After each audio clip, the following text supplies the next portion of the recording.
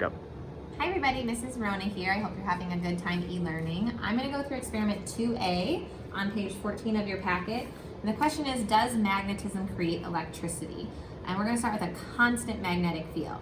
So I've got some equipment here. The one thing I want to note is we are looking to see, does a magnetic field cause electricity? So in your other videos, you used a battery eliminator.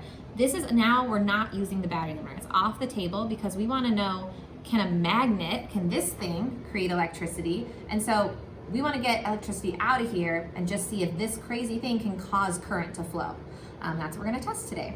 So on the top of page 14, it says, what materials will you use to create a setup where your loop of wire will experience a constant magnetic field? So what do we have on the table that will cause a constant magnetic field? Hopefully you're looking at this and being like, yeah, a magnet can cause a constant magnetic field. I'll show you that if I put it near the compass.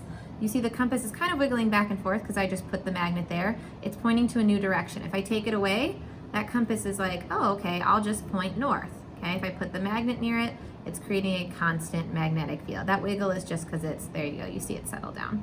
Okay, so we're going to use that. The second question to the right on page 14 is, what tools will you use to detect that there's a constant magnetic field? So looking over here, what detects magnetic fields? It's the compass, right? We just showed that. The compass shows you if there's a magnetic field. Third question, what will you use to detect current? What do we have here that detects current? Your galvanometer, okay? That's gonna tell you if we have current in our wire. So what I'm gonna do is I'm gonna attach this galvanometer to the loop of wire.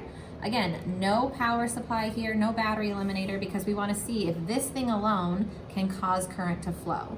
And what I'm gonna do is I'm gonna put the magnet inside the loop of wire, okay? And so if you look carefully, you can see this is what our galvanometer reading reads. And then if you look at the compass, you can see the compass is not pointing north anymore. It knows that that magnet is inside of the solenoid. Okay, so I want you to pause the video now and try and answer under experimenting questions A through D. All right. Hopefully you pause the video and try these out, but I'm going to talk through the answers. So A says, what evidence do you have that the loop of wire had a constant magnetic field? We talked about up above. What detects magnetic fields? Compasses. So what I would write for A is that the compass points to a new non-north direction and stays there the entire time. So it's not pointing north. It's pointing a non-north direction and that does not move.